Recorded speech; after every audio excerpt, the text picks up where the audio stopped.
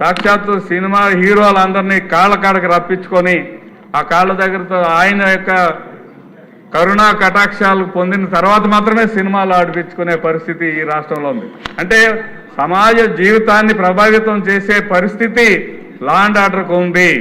ఆ law and order సక్రమంగా లేకపోవటం చేత మరి జరిగిన దుష్పరిణామాలన్నీ రాష్ట్రం అధోగతి పాలైపోయింది అధ్యక్ష. అయిపోవచ్చింది, లాస్ట్కి చెప్తున్నాను అధ్యక్ష. ఈ దుశ్చర్యలన్నిటి నుంచి రాష్ట్రాన్ని బాగు చేయటం ఒక్క చంద్రబాబు నాయుడు గారి నాయకత్వంలోని ఎన్డీఏ కూటమికి మాత్రమే సాధ్యం. అంతేకాదు మనం ప్రయాణం చేయాలంటే రోడ్లు కూడా సక్రంగా లేవు. పాత్ హోల్ ఫ్రీ రోడ్స్ని డెవలప్ చేయాలనే ఒక ఆలోచన రావాల్సిన పరిస్థితి వచ్చింది. రోడ్లు వేసుకుంటారు ఎక్కడైనా అభివృద్ధిలో భాగంగా, కానీ గుంతలు పూడ్చడానికి కోసం నిధులు కేటాయించాల్సిన దుస్థితి ఈ రాష్ట్రంలో వచ్చింది అధ్యక్ష.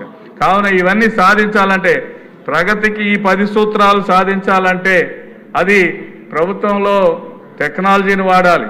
ఆర్టిఫిషియల్ ఇంటెలిజెన్స్ అంటారా, డ్రోన్స్ టెక్నాలజీ వ్యవసాయంలో అంటారా, లేకపోతే ఇంటర్నెట్ ఆఫ్ థింగ్స్ అంటారా, బ్లాక్ చైన్ టెక్నాలజీ అంటారా, ఇతర ఏవైతే ఉన్నాయో అన్ని రకాలైన టెక్నాలజీని కూడా ఈ రాష్ట్ర ప్రభుత్వం వినియోగంలో తీసుకురావటం. అంతేకాకుండా వాట్సాప్ గవర్నెన్స్ అని దాదాపు 165 సేవలన్నింటినీ కూడా వాట్సాప్ ద్వారా మరి మనం తెలుసుకోవడానికి అవకాశాలు కల్పించిన విధంగా ముందుకెళ్ళటం. అంతో పాటు ఈ అభివృద్ధిని సంక్షేమాన్ని మేళవించి చక్కటి పరిపాలన అందించడం, లా అండ్ ఆర్డర్ మెయింటైన్ చేయడంతో పాటుగా ఆఖరిగా ఒక మాట చెబుతూ అటు అధికారులు, ఇటు మన రాజకీయ పక్షాలు, ప్రజాప్రతినిధులు మరియు ప్రజలు కూడా ఆఖరిగా ఒక మాట చెబుతూ గవర్నర్ గారు ముగించారు అధ్యక్ష. స్వామి వివేకానంద కోట్ చేసిన కొటేషన్తో, లేవండి, మేల్కోండి, లక్ష్యాన్ని చేరుకునే వరకు విశ్రమించవద్దు. Rise awake and stop not till the goal is reached. అంటే దాని అర్థం అన్నమాట, మనందరం కూడా ఆంధ్ర రాష్ట్ర ప్రజలు, ఒక ముఖ్యమంత్రి గారు లేకపోతే ఒక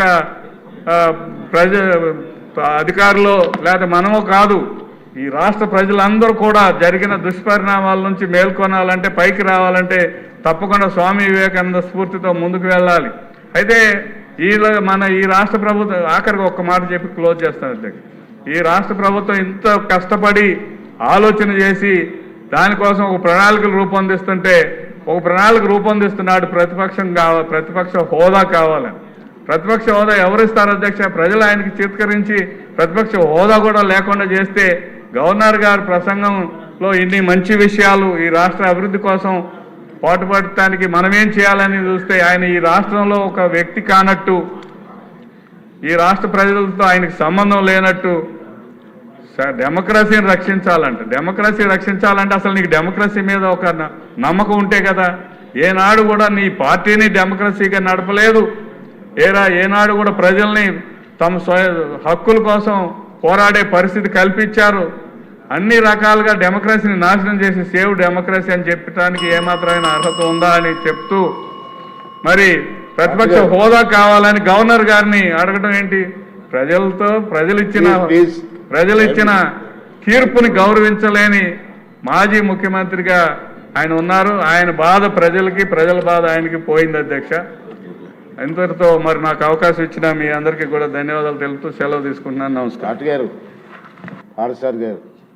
sorry with in the time